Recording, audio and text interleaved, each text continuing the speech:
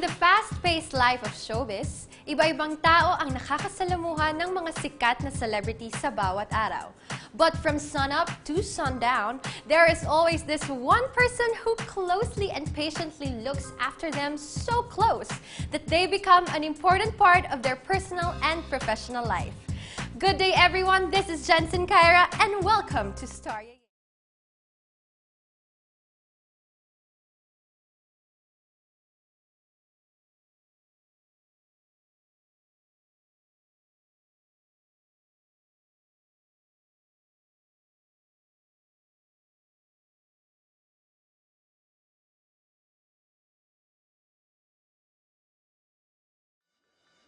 Tropa!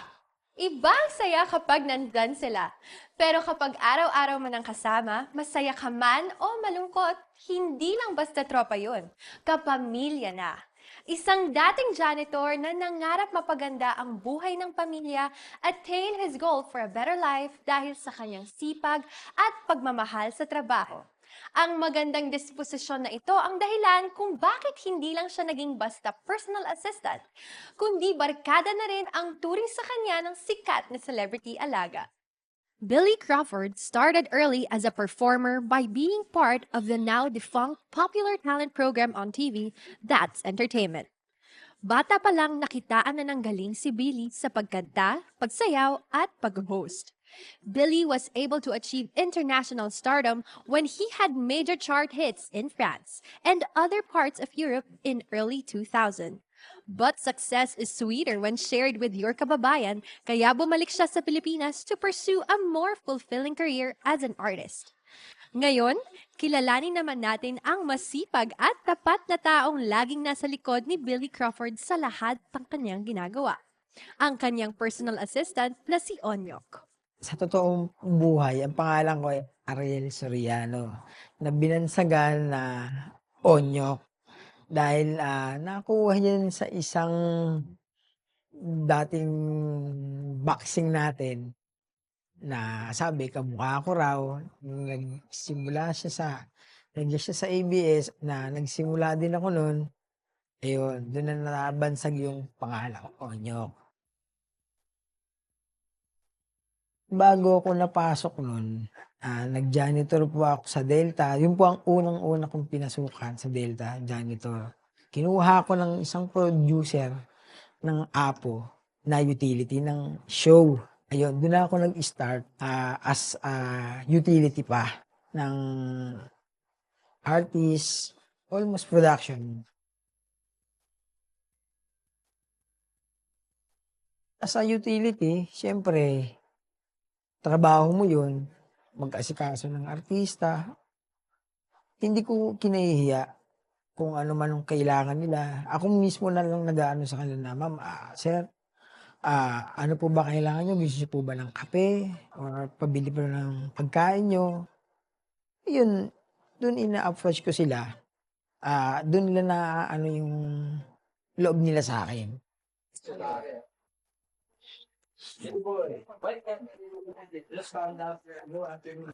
Ito na po sila. Kausap na yung dalawa. Baka pag-usapan na yung meeting nila for the bagong show. Sama si Boss Beat, yung si Billy. Naghihintay lang po tayo ngayon. Pag-uusapan pa. Kauna-unahan kong syempre yung sa Apo pa, sila Agot, mas marami na rin. Hanggang sa mapunta kay Willie Revillame, yun, almost a year din kami. Doon ko na lahat na kaanohan ng mga artista sa mga show. Meeting na sila. Iwan na tayo, dito lang tayo.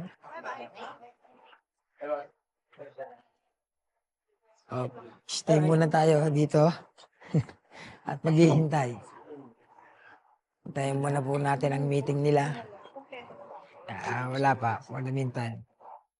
Si Onyok, ano yan, naligi na ng ABS-CBN yan si Onyok. Ay matagal na yan, nagtatrabaho as PA for a lot of people. Matulungin na tao. Nakilala ko siya yata sa ASAP. nakilala ko siya ASAP, ay actually PA siya ni Piolo. And so tinutulungan niya si Piolo at one point. And ako, marami rin akong gamit, etc. Nagpatulong na ako a few times. So doon ko nakilala at doon nag-spark yung relationship namin. Kasi namin, nakita niya, paalis na lang. Nagmamahalan kami, di ba?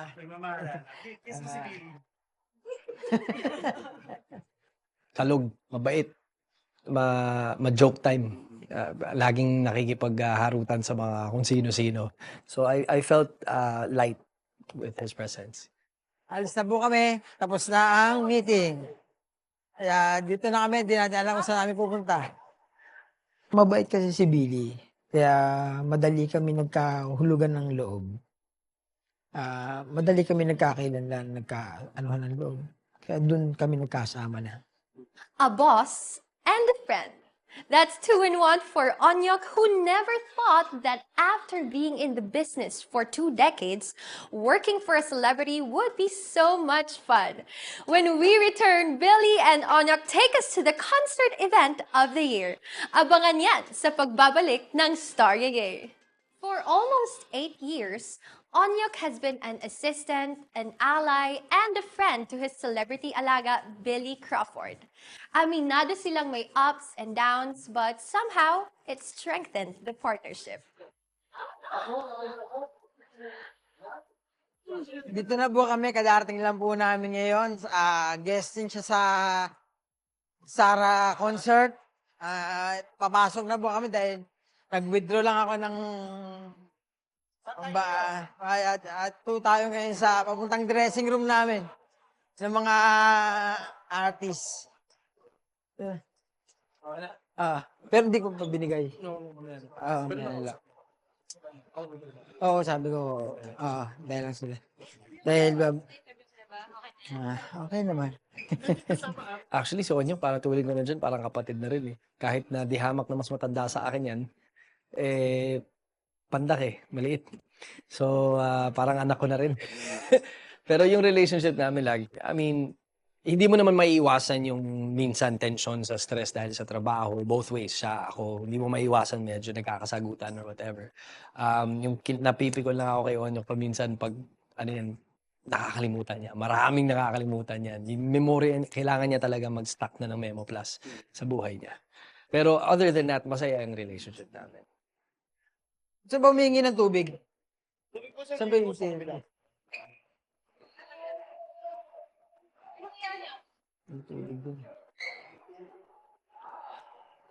Tubig para kay boss. Siguro, mayroon siya ugali pagka yung time na hanapin ka lang niya may inis. Na, minsan maghahanap ng bagay na na nandyan lang naman, gano'n. Ayun lang naman. Yung bagay lang. Personally, alam kong mapagmahal siyang tao sa pamilya niya. That's one thing I know kasi lagi nagpapabati ng mga pamilya niya. Pero apart from that, sa sipag niya, alam mo yung puso niya kasi nandun hindi lang sa trabaho. Gusto niyang alagaan yung artist na inaalagaan niya. Kung ilang taon na siya kay Piolo, ilang taon na rin siya sa akin, ilang taon na siya sa mga iba pang mga... Minsan, hindi ko mahagilap dahil may tinutulungan sa kung sino-sino. Ganyan siya. So, and I understand it. Naintindihan ko. So, yung relationship namin is good.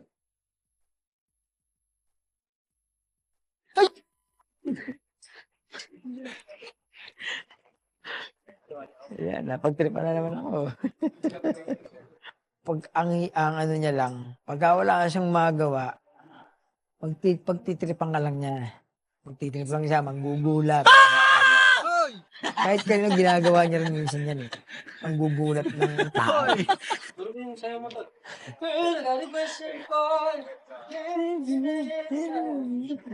Hindi natin alam eh. Hindi tayo marunong.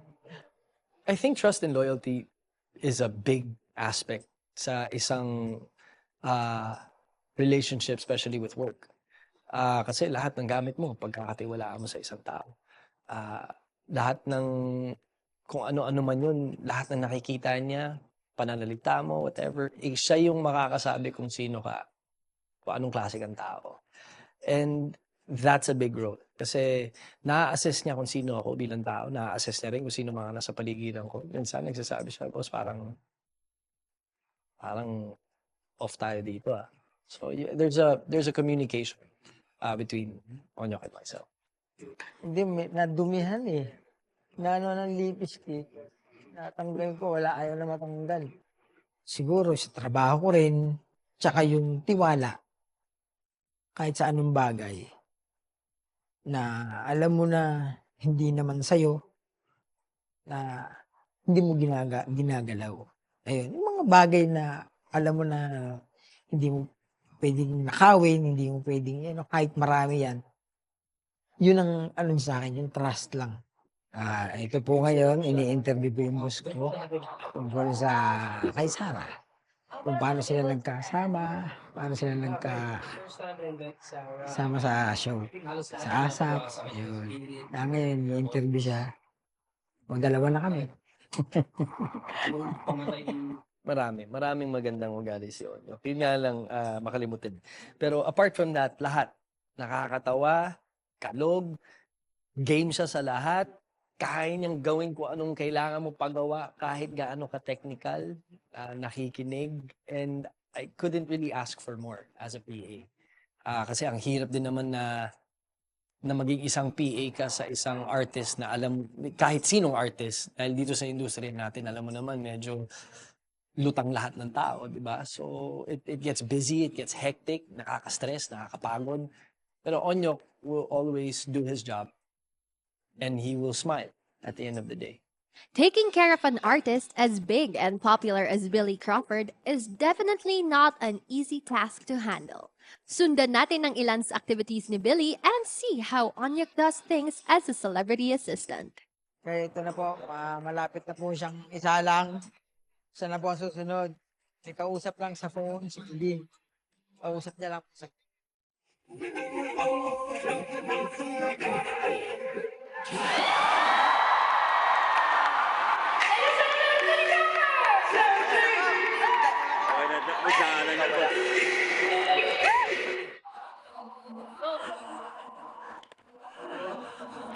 Ito na, after nito, uuwi na rin ako. Tapos na, pahinga na.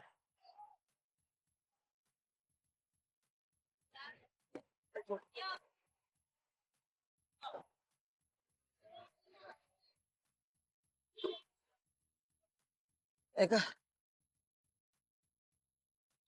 From Piolo, Vong, Willie, Edu, to Billy. Mas kilalanin pa natin si Onyok as a person at alamin ang sikreto ng pagkakaroon ng magandang relasyon sa mga malalaking artista na nakasama niya at naging kaibigan pa. Magbabalik ang Story.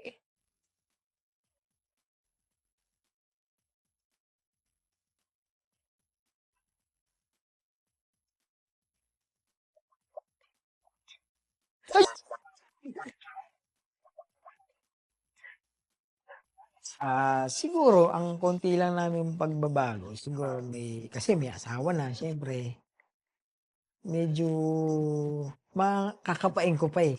Syempre, ngayon ko palang maano na pagka nagpakasal siya. Syempre, nakakapain ko pa siya ulit eh. Pero siguro, wala naman sigurong magbago sana kung ganun pa rin. Okay na. Okay na, pauwi na ako. Tapos na. Ang show. Tapos na rin ako. Uwi na rin ako. Si Onyok, wala naman magbabago siya. Siyempre, kung kaya niya akong tulungan, then why not? At kung kaya ko rin siyang tulungan. Basta, yun yung relationship namin ni Onyok. I don't look at him as a personal, pamilya ko na talaga yung tao. Mahal naman ko si Billy. Dahil parang kapatid ko na rin siya. Ang turing ko sa kanya. Parang kuya. Kahit mas matanda ako sa kanya. Bilang boss din, inaano mo siya. Alam mo naman, pare, mahal na mahal kita. Lahat ng pinagdaanan natin ay lahat blessing. Blessing ka sa buhay ko at I'm happy that you're happy. So, let's continue to work. Nyok, Tingin tubig. Thank you. Now, pwede na siyang lumabas at ulitin natin yung interview. Yung totoo na. Oo. A quote says, "A friend knocks on your door, pero ang totoong kaibigan just walks into your home and starts eating." It cannot be denied na ang kulitan, asaran, at tawanan nila Billy Crawford at Onyok show exactly the kind of relationship they have as a celebrity boss and personal assistant. It's the kind that even with an evident familiarity, respect, and reverence remain. Dito sa Storya Game, makakasama na natin ang taong nagpapagaan at nagpapasaya sa buhay ni Billy Crawford. Please welcome ang kanyang personal assistant at katropa, si Ariel Soriano na mas kilala sa pangalang Onyok. Ay, Kuya Onyok, kamusta? Hello, kamusta po? Sige. Tropa kayo ni Billy, di ba? Kasi ngayon tropa na rin tayo, ah. Tropa tayo. Kamusta ka naman? Okay naman. Galing ka ba ng work, ng taping? Medyo nag-rest naman ngayon dahil wala kaming work ngayon. Wala kayong work ngayon. Kwentuhan tayo today. Okay lang ba yun? Sure. Tapos ngayon, ikaw naman yung artista. Maliit na bagay. Maliit na bagay. Sanay ka na no? Tagal mo na rin sa showbiz, no? You're spending more time with Billy, no? Siyempre, halos everyday may work. Hindi ba nagsaselos si wife mo, si misis mo? Minsan, naiisip na rin niya na baka may relasyon na kami. Kaya, kasi, minsan gabi na ako nakakauwi. Minsan, daling araw. Yun, minsan nagtataka na rin asawa ko bakit. Sabi ko naman sa kanya, part of the job. Yan, kailangan napupuyat. Yan. Iyon. Okay naman. Pero how do you spend quality time with your family? Sa mga day off mo, pag wala kang ginagawa ni Ayun, Billy? pag wala akong pasok, ayun, dun ko binubuhos naman yung time ko sa pamilya ko, sa asawa ko, tsaka sa anak ko. Anong usual na ginagawa niyo? Sa bahay lang? Sa bahay, minsan nanonood kami Mall-mall TV. kayo. Minsan, kakain kami sa labas. Sa mall. Magmumo lang. Lalakad-lakad lang, pero walang shopping. Kasi wala pang budget. Kung talaga ko Hindi, minsan naman. Alam mo, comedian ka din, no? Minsan lang talaga yan. Pero sa tropa lang. Ayan. Pero na-aksidente ka daw no? Oo. Ano nangyari? Galing ako sa bahay nila, sa Eastwood pa kami. Oh. Umuulan. Maambon sa Nakamotor ka. Oo, merong kotse, tsaka taxi. Parang nagkakarera. Nagitgit ako napitik ako nung taxi. So, Tapos, hanggang sa gumewang, hindi ko na Na-control. control. bumagsak talaga mismo. Nakabangga din ako ng nakabisikleta. Oh, Kaya mas malala yung inaabot ng nakabisikleta. Puro sugat. Binayaran ko pa. Pero ano nangyari sa'yo? Sa akin ito, na-dislocate to. Yung alin? Tapos- Ito. Yung bone natin dito sa Oh, yung magkano, na sakit yun. nawala sa line, parang bumabaraw. Kaya inano ng doktor, tinusukan ng bakal dito. Yan, mga ano yan. So, pero ito, at okay na siya ngayon. Ngayon, okay na siya. Parang nagagaano ko na sa normal. Nagagamit ko na rin. Nakabuhat. Pero nakibili ka na nung time na yun. Oo, tsaka siya ang tumulong sa akin. Oo. Paano ka tinulungan? Siyempre, kinapos ako ng pinansyal. Sabi ko, sir, hindi ako makakapasok pa kasi nadisgrasya ako. Nagpunta na ako ng orthopedic, yun, pinadala niya ako ng pera doon. Kaya doon na sakto. Hindi na ako lumabas ng hospital Dire-diretso. Oo, diretso na. Ano naman yung mga natutunan mo kay Billy? Share your blessing. Share your blessing. Tsaka Paano share your yung blessing? maging makaibigan. Mm. Hindi kasi wala siyang lahat sa kanya pantay. Wala siyang pinipili. Mga tropa-tropa rin. Lahat welcome. Gano'n. Hindi siya namimili. Yun talaga yung isang Tsaka, quality talaga na nakuha palabati mo. siya. Madaan ako, nabatiin ka niya. Kahit hindi niya kakilala, binaba. Kaya nag-swak talaga kayo kasi pareho kayong friendly talaga at Oo. very open. That's nice. Eto ngayon, syempre kasi 'di ba alam naman natin na nag-asawa na si Billy. Mamimiss mo ba siya? Hindi, siguro, wala namang mababago. Ano lang yung bago, nag-asawa na siya. Mm. Ayun lang. Siguro Sa tingin mo sa... may mga adjustments kang kailangan gawin? Syempre may kahati ka na kay Billy. siguro. Konti lang siguro. Ano naman yung message mo for Billy? Maraming salamat sa iyo sa pag... Ano mo sa akin na tiwala, tsaka I love you. Ang sweet niyo. Lagi I love you kayo sa isa't isa.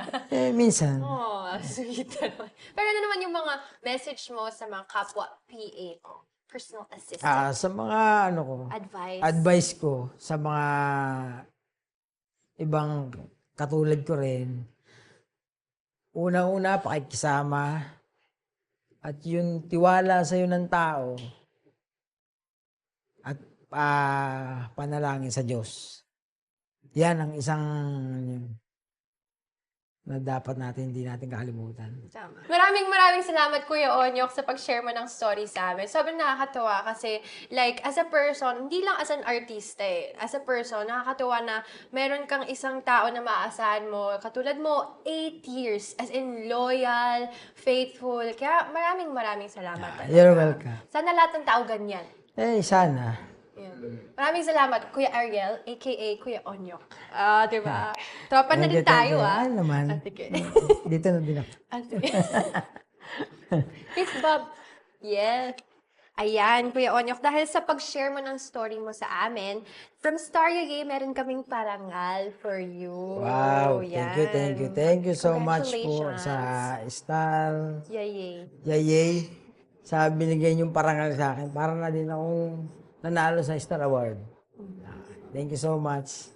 Ako po si Ariel Soriano na binansagang Onyok, ang proud Star Yayay ni Billy Crawford na nagpapasalamat sa Star Yayay.